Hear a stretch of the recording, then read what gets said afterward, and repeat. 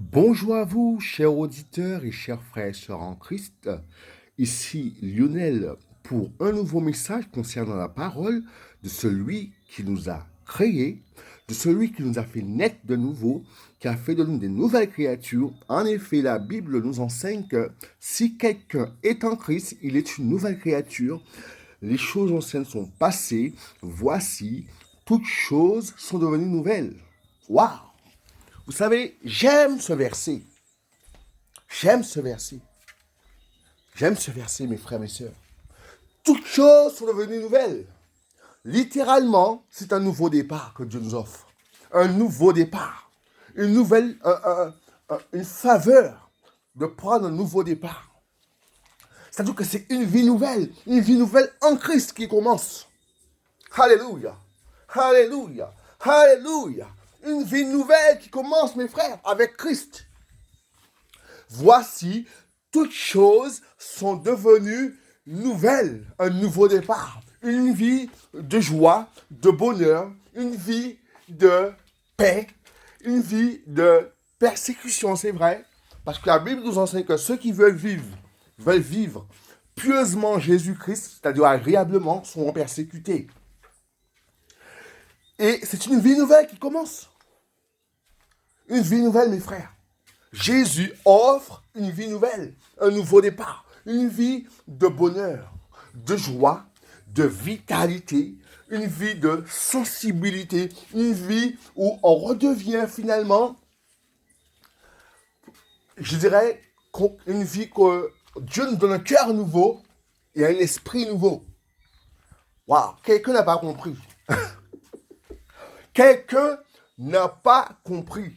Dieu donne un cœur nouveau et un esprit nouveau. Ça veut dire qu'il change l'homme, il change l'être. Il est écrit dans Ézéchiel, si je me rappelle bien, je vous donnerai un cœur nouveau et un esprit nouveau. Alléluia. Dieu change l'homme. Dieu est en train de tout refaire. Il veut aussi changer le corps. Donner au corps l'immortalité. Paul disait, il faut que le corps revêt l'immortalité. Alléluia. Dieu veut offrir la vie éternelle aux hommes. Pas parce que l'homme le mérite, pas parce que l'homme a travaillé, pas parce que l'homme a œuvré pour quoi que ce soit. Non, l'homme n'a pas œuvré, l'homme n'a pas travaillé pour avoir la vie éternelle. Tout est gratuit.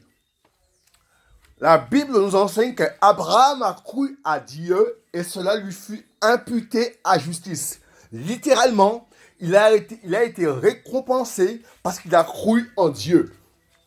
Et la Bible nous enseigne que Dieu est le rémunérateur de ceux qui l'invoquent. Tu le pries, il te paye. Tu le cherches, tu l'invoques, Dieu te paye gratuitement. Pas parce que tu as travaillé pour lui, pas parce que tu as fait quelque chose d'extraordinaire, non. C'est gratuit. C'est comme ça qu'il fonctionne.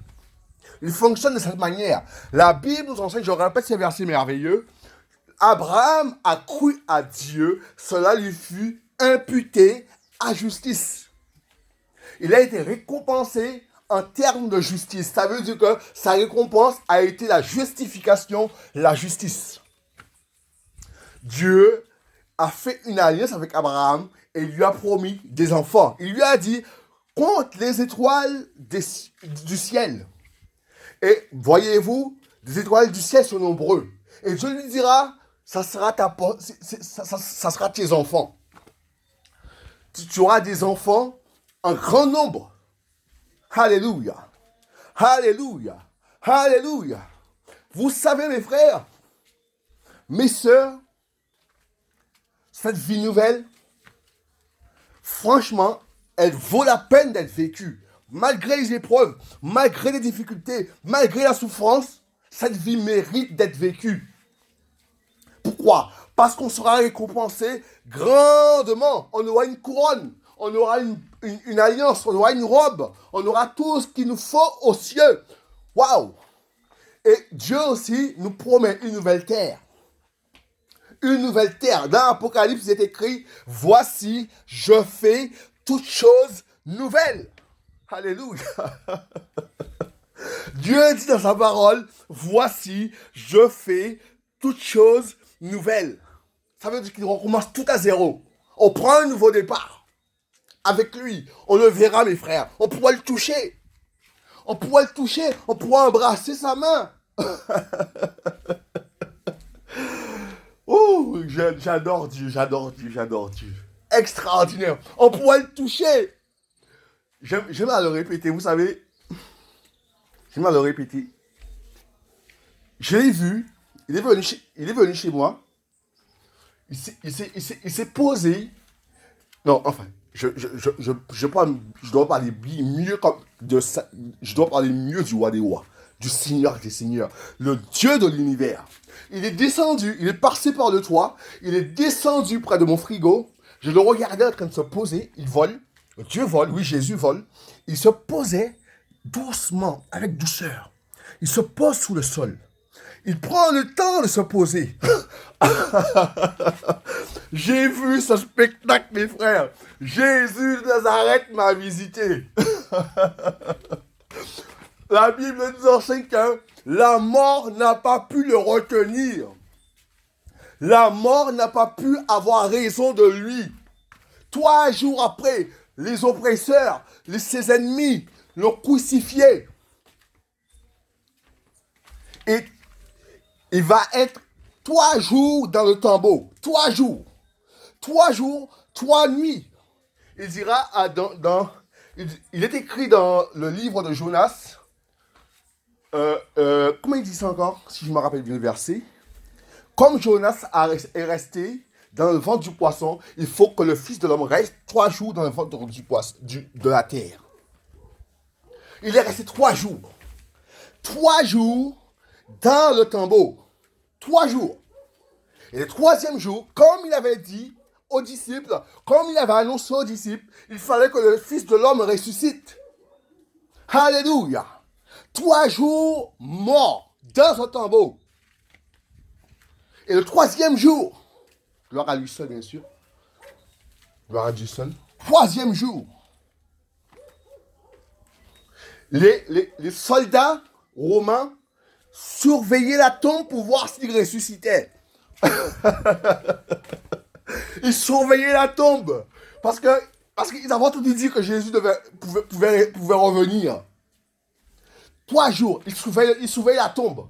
La Bible nous enseigne, un ange est descendu. Un ange est descendu.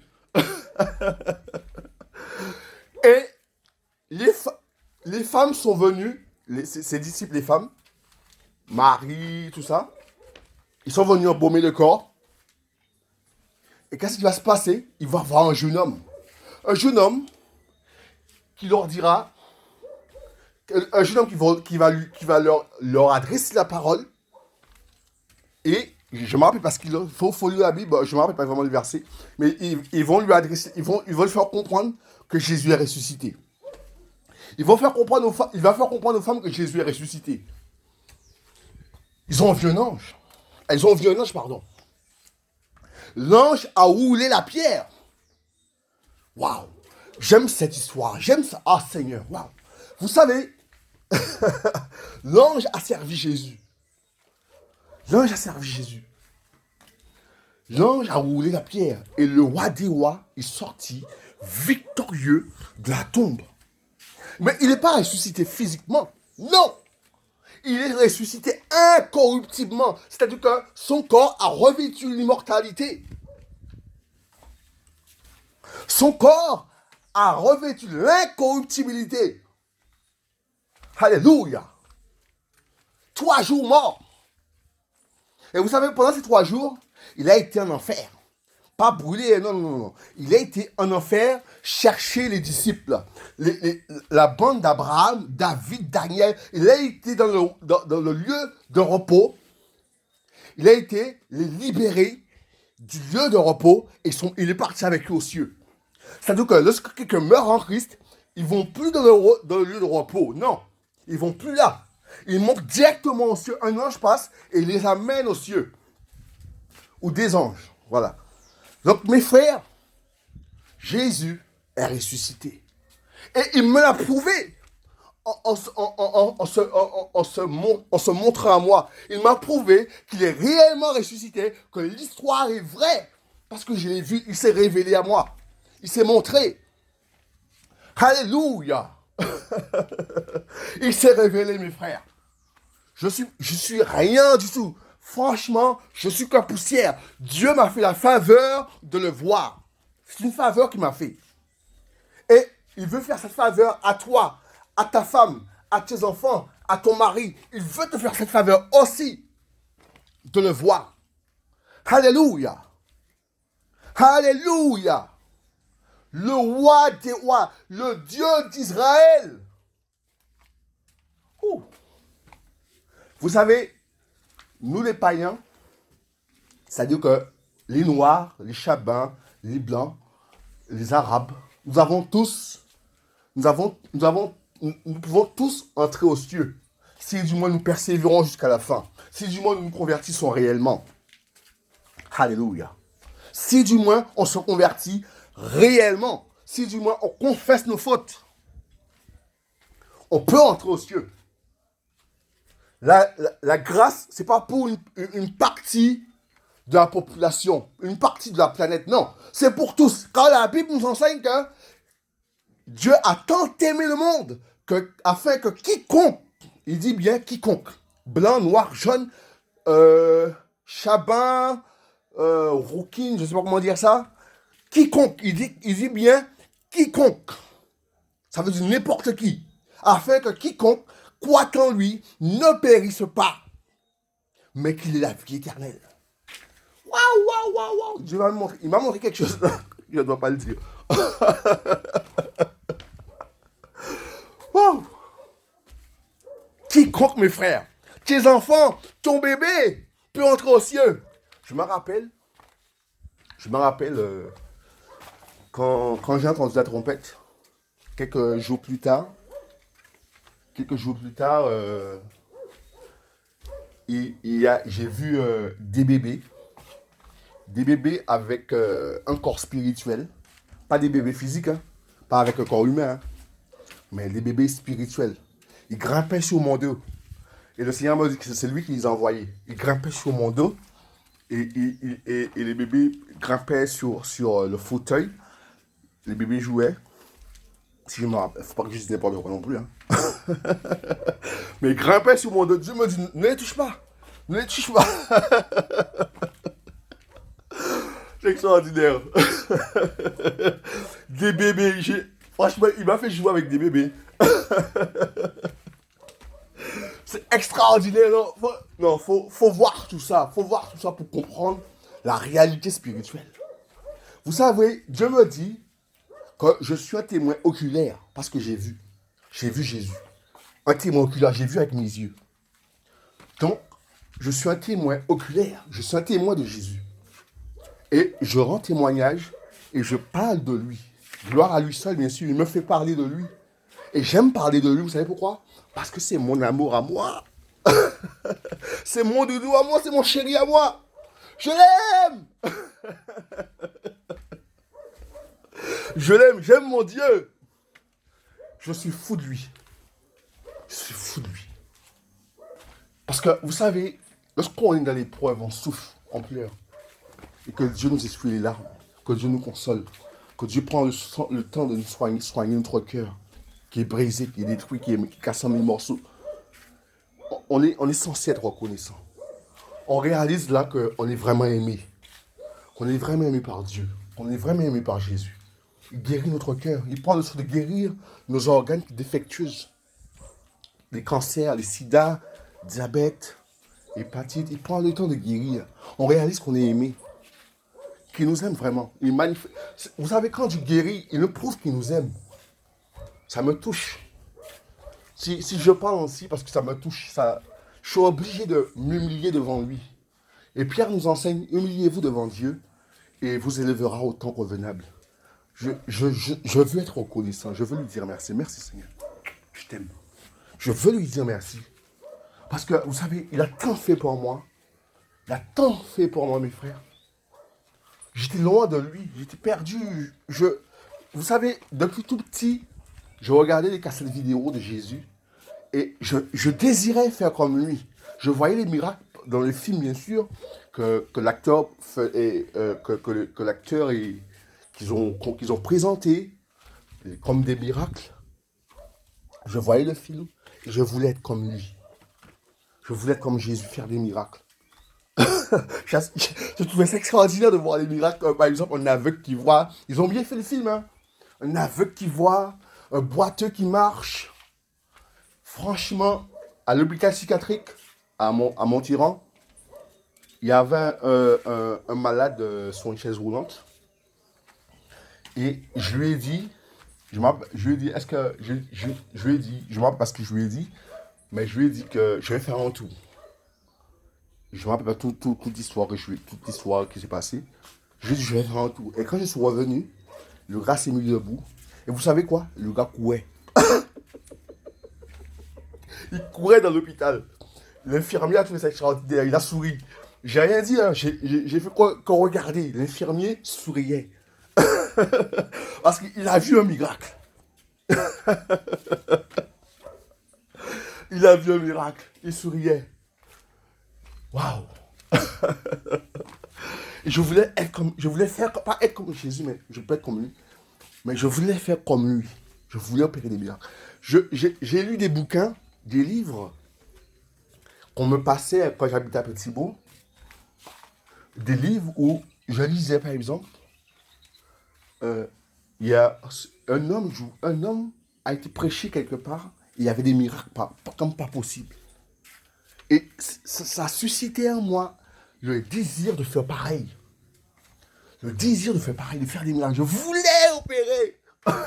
Je voulais guérir les gens. Et franchement, je voulais. Parce que je lisais ces livres, j'ai trouvé ça magnifique. Vous savez, les miracles de Jésus ne sont pas anodins. Non, il ne faut pas les minimiser. C'est extraordinaire. C'est extraordinaire. Il n'y a pas d'autre mot. Extraordinaire, ineffable. Magnifique. Et franchement, je voulais opérer des miracles. Et,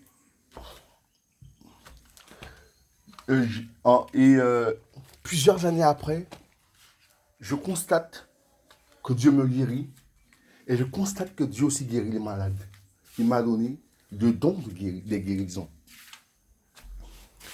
Le don des guérisons. On va en parler des dons bientôt si Dieu le permet, avec sa grâce bien sûr. Gloire à lui seul. On va parler des dons. Il me dit, il va me faire enseigner sur les dons. On doit attendre. C'est le maître qui décide, c'est pas nous. C'est le maître qui décide, le maître qui est là-haut qui décide. Donc moi, je dois parler.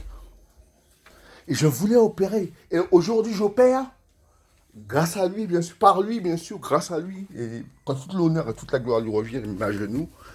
Voilà, je lui rends la gloire. Et franchement, il opère. Jésus guérit. Jésus redonne le sourire aux enfants. C'est magnifique. C'est magnifique. Vous savez, les enfants qui souffrent de... J'habitais avec une dame, jeune dame, à Capesterre, à Francacao. Son enfant avait mal à la dent.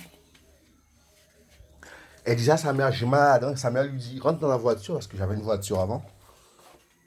Et lui, il rentre dans la voiture, et l'enfant pleurait. Alors, le Seigneur me saisit, je touche sa tête. Je lui dis, t'as encore mal? Elle dit oui. Je retouche sa tête. T'as encore mal? et la douleur est partie. La douleur est partie. Elle m'a regardé fixement, elle n'a pas compris. La douleur est partie. Elle n'a pas compris ce qui s'est passé, elle a été guérie. Oh. Wow. C'est extraordinaire. Il n'y a pas d'autre mot.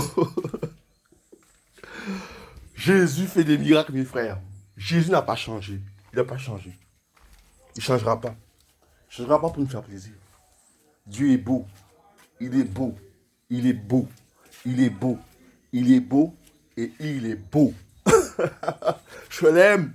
Je l'aime.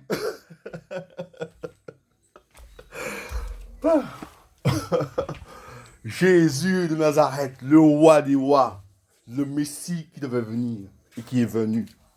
Il dira sur la croix, tout est accompli. Ça veut dire que l'Ancien Testament, ce que la Bible, la loi et les prophètes racontaient sur lui, c'est accompli. Ésaïe a prophétisé sur Jésus. Ésaïe a prophétisé sur Jésus. Et plusieurs années après, plusieurs siècles après, Jésus est venu. Comme Ésaïe l'avait dit. Ça s'est passé comme Ésaïe l'a prédit. Comme Ésaïe l'a prédit. Waouh, c'est extraordinaire. C'est extraordinaire. C'est extraordinaire, mes frères. Servons Jésus avec un cœur sincère, mes frères. Avec un cœur sincère. Aimons-le. Il nous aime.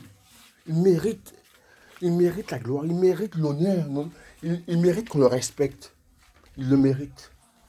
Parce qu'il s'est sacrifié pour nous libérer de l'emprise des démons, de l'emprise des maladies. Il est mort pour nous libérer. Par ses meurtrissures, nous sommes guéris. La Bible nous enseigne dans Isaïe.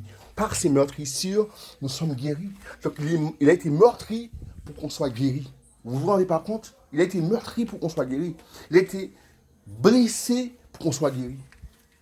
Et il nous aime. Il nous aime. Personne ne peut dire que Jésus ne les aime pas. Quand Jésus prend le temps de soigner un cancer, par exemple, alors que tu es en fin de vie, franchement, tu ne peux dire que c'est mon héros. Je l'aime, je l'aime, je l'aime. C'est mon héros. C'est mon héros. Tu reconnais sa suprématie, tu reconnais son autorité, tu reconnais sa puissance. Cancer, quelque chose de foudroyant, quelque chose qui te met à terre, qui te met KO, qui te voit dans la mort. Et que Jésus guérit ça. Je te dis non, non, non, non, non. Ce Dieu-là, je vais le suivre. Je vais l'écouter. Je vais l'écouter, je veux le suivre.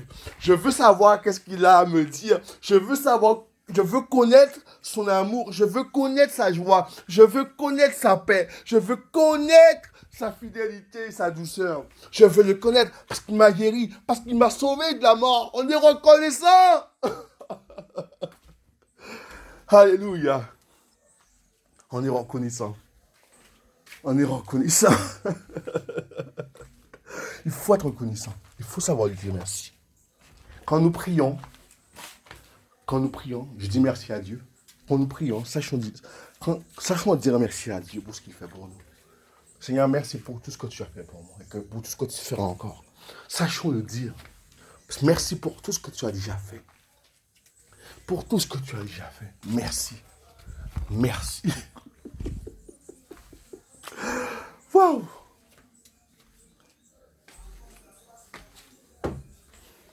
Vous savez, les miracles sont importants. Mais comme je le dis toujours, en priorité, l'amour. L'amour.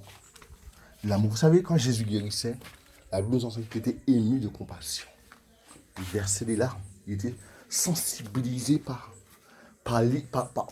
l'autre, par autrui, par ceux qui souffraient. Il était sensibilisé, ça le touchait. Et il était ému de compassion. Il pleurait. Et il imposait les mains. Il guérissait.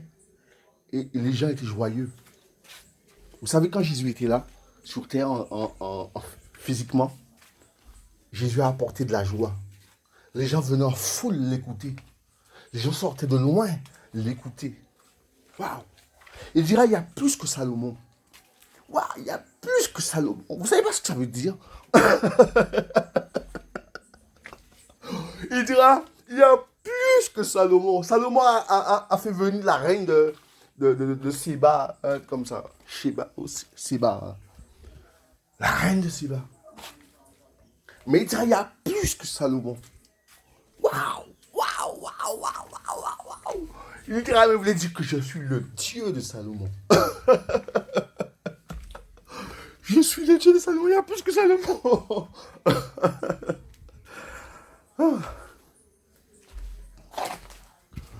Waouh! Waouh! Waouh! Jésus de Nazareth! Vous savez, il y a un enfant qui était mort. La famille était en deuil, il passait. Et là, je ne sais pas comment je m'appelle toute l'histoire, mais Jésus va voir cet enfant mort et il va le ressusciter. Sincèrement, Jésus a apporté la joie. Il a apporté la joie. Quand Jésus est quelque part, les gens retrouvent le sourire, la joie de vivre. Quand Jésus est quelque part, les gens retrouvent le sourire. Ils retrouvent la joie. Ils retrouvent le bonheur. Vous savez, il y a une jeune fille qui était morte aussi. Une jeune fille, j'ai vu le film aussi, mais c'est écrit aussi dans la Bible, une jeune fille qui était morte. Et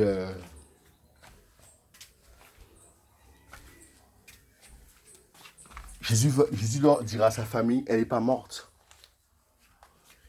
Et sa famille va répliquer, on l'a vu mourir. Elle a vu mourir. Ils ont laissé Jésus rentrer dans la chambre.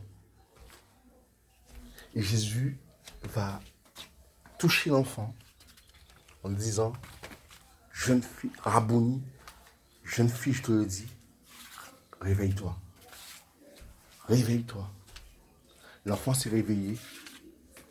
Et quand l'enfant s'est réveillé, elle avait faim parce que, vous savez, c'est comme si, je ne sais pas quel mot utiliser, mais elle avait faim. Jésus leur dit de lui à manger. L'enfant était vraiment physiquement ressuscité. Son sang circulait, son cerveau fonctionnait normalement. Elle pouvait manger normalement, reprendre une vie normale. Elle est ressuscitée. La résurrection, ça existe réellement. Réellement, mes frères. La résurrection, ça existe réellement. C'est pas un mythe, c'est pas une blague.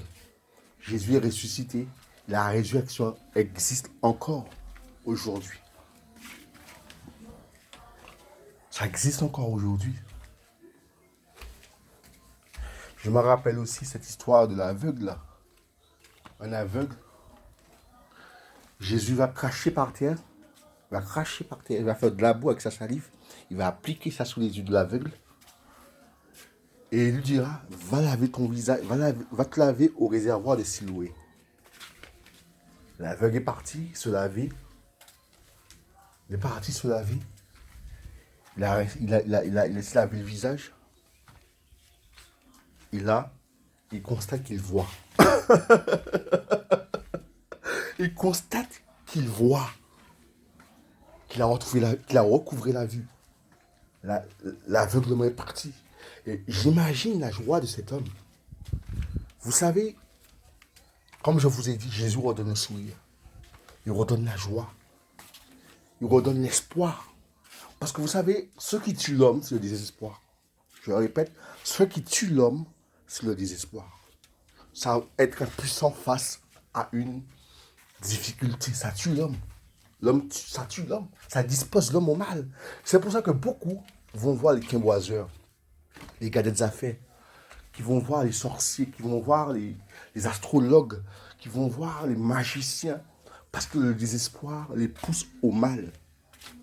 Et la Bible nous enseigne que la souffrance dispose au mal. Donc les gens sont tellement désespérés qu'ils comptent sur la sorcellerie pour s'en sortir. Tellement désespérés. Mais comme je vous ai dit, Jésus redonne le sourire, la joie et l'espoir. Et c'est ce que l'homme a besoin d'entendre.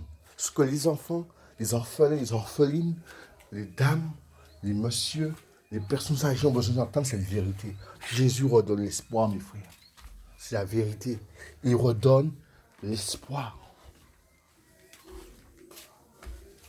Et aussi, il a aussi guéri des lépreux. Des lépreux, vous savez, être lépreux, qu'est-ce que c'est? Être lépreux, tu ne peux pas avoir de femme, tu peux avoir d'enfants, tu es lépreux, tu es une forme de contamination humaine. Et franchement, Jésus a guéri 9 lépreux. 9 lépreux. 7 ou 9, je ne me rappelle plus. Mais il a guéri des lépreux. Pas que je dis n'importe quoi non plus. Je pèse mes mots. Il a guéri des lépreux. Jésus redonne l'espoir, mes frères. Ce que je suis en train de dire, c'est qu'il y a espoir pour vous, pour vos enfants. Le coronavirus, Jésus n'a pas peur de ça. Je répète, le coronavirus, Jésus n'a pas peur. Ça ne ferait pas Jésus. Ça ne ferait pas notre maître. Jésus irait toutes les maladies. Toutes les maladies. Toutes les maladies. Le sida, ça ne les ferait pas. Le cancer, ça ne les ferait pas.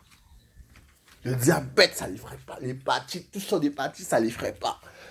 Être infirme, ça ne les ferait pas non plus. Ça ne les ferait pas. Les démons de légion, ça ne les ferait pas. Vous savez, j'étais possédé par des démons de légion. Il les a retirés. Vous savez, c'est quoi légion? Légion, c'est entre 6000 et plusieurs démons dans un corps. 6000 démons légion, entre 6000 et plusieurs... entre 6000, voilà. Entre 6000 démons dans un corps humain. Vous savez la condition de cet homme, la condition de cette personne est terrible. 6000 démons dans un corps. Et figurez-vous, dans mon corps, il y avait 2 légions. Donc 12 000 démons dans mon corps. 12 000. Jésus les a chassés. Il les a chassés. Il les a chassés. Si vous voyez comment j'étais avant et comment je suis maintenant, vous direz, mais c'est pas la même personne. J'étais cassé, j'étais détruit, j'étais brisé. J'étais vraiment anéanti. Physiquement, j'avais gonflé. Je suis devenu moche à force de souffrir. À force de souffrir, je suis devenu moche. Je suis devenu gros, gras. Je souffrais. J'avais tout perdu. J'avais perdu aussi. Mais je dirais, j'avais tout perdu, mais il y avait une petite lueur d'espoir en moi quand même. Jésus me faisait signe. Il y avait une lueur d'espoir. Je persévérais, je cherchais Jésus. Je le cherchais. Je cherchais, j'ai persisté, j'ai cherché, j'ai pas abandonné. J'ai cherché. Et un jour, je sens sa présence dans ma chambre à Petit-Bourg.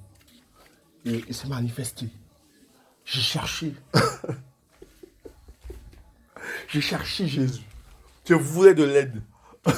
Je voulais de l'aide, mes frères. Je voulais de l'aide. Il me fallait de l'aide. J'ai cherché. J'ai cherché. J'ai pas abandonné. Il y avait une lueur d'espoir. Parce que je croyais en Jésus. Parce que Jésus m'avait touché en métropole. Et je l'avais goûté. Je dis non. J'ai goûté à Jésus. Il faut que je le cherche. Il faut que je le cherche. Et la Bible nous enseigne, il se laisse trouver par ceux qui le cherchent. Je répète ce verset. Il se laisse trouver par ceux qui le cherchent. Je l'ai cherché. Du moins, il m'a poussé à le chercher. Il m'a attiré à lui. Je l'ai cherché. Alléluia.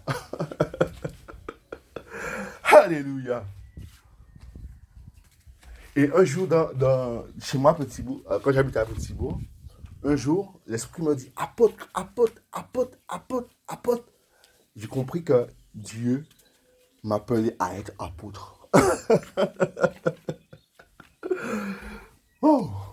Et il me dit là, je vais t'enseigner comme Paul. C'est ce qu'il m'a dit. Hein. Je vais t'enseigner comme Paul. Vous savez, entendre Jésus, c'est extraordinaire. L'entendre. Vous savez, je ris pas parce que je suis malade, non. Pas parce que je suis fou, mais parce que Jésus me remplit de joie. Ça m'étonne la joie. Il me donne des bouffées de joie.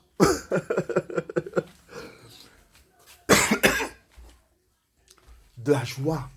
C'est ce que Jésus veut pour toi, mon frère, ma soeur, cher auditeur. Jésus veut te combler de joie, toi et tes enfants. Te redonner l'espoir.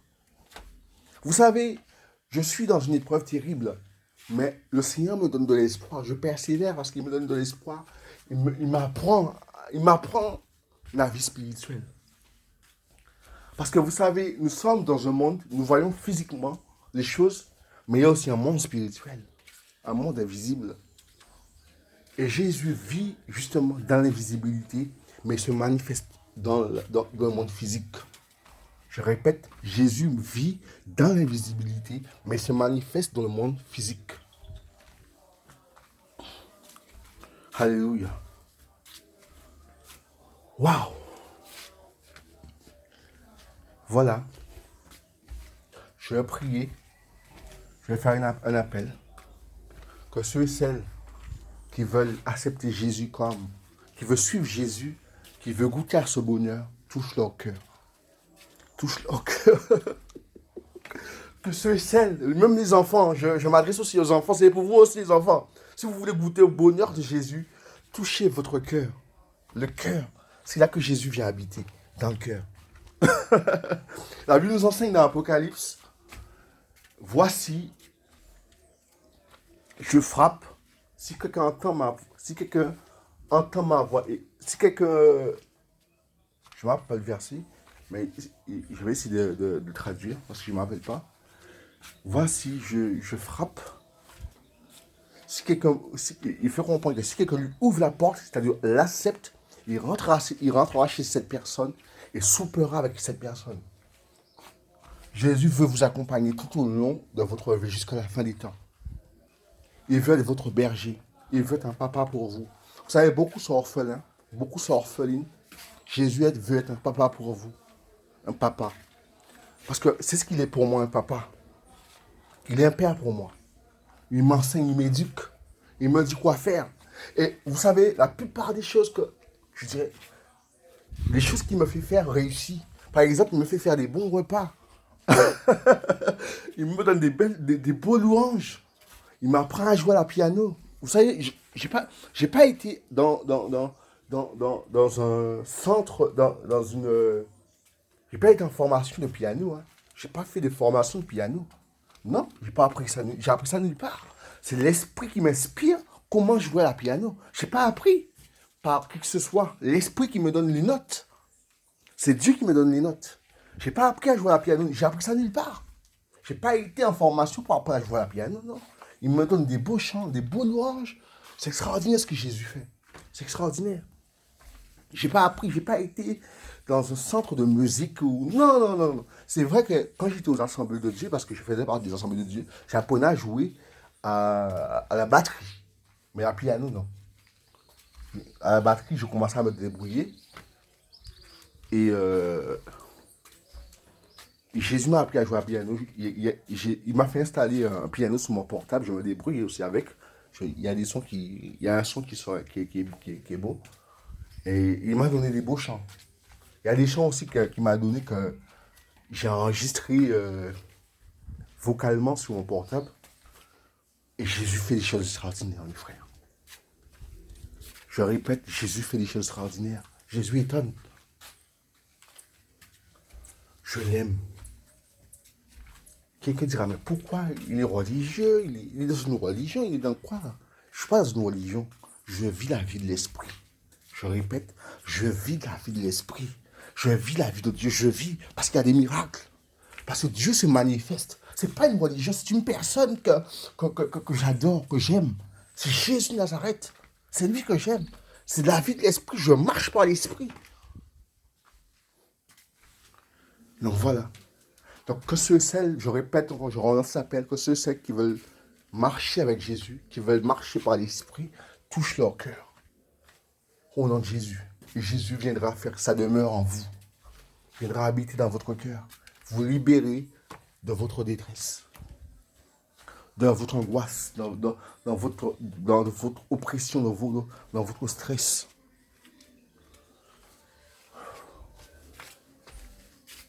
Je vais prier maintenant pour les malades. Seigneur, vois les malades qui souffrent du coronavirus. Tu es un Dieu saint, un Dieu miséricordieux, un Dieu patient, un Dieu glorieux.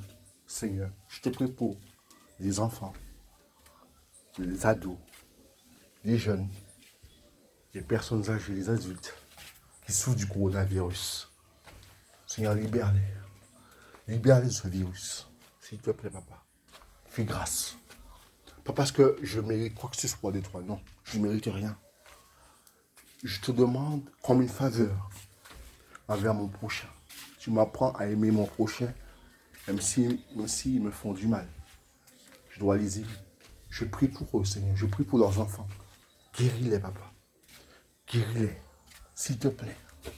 S'il te plaît, Père. S'il te plaît. Fais grâce à ton peuple. Au nom de Jésus, je l'ai prié, Père. Amen.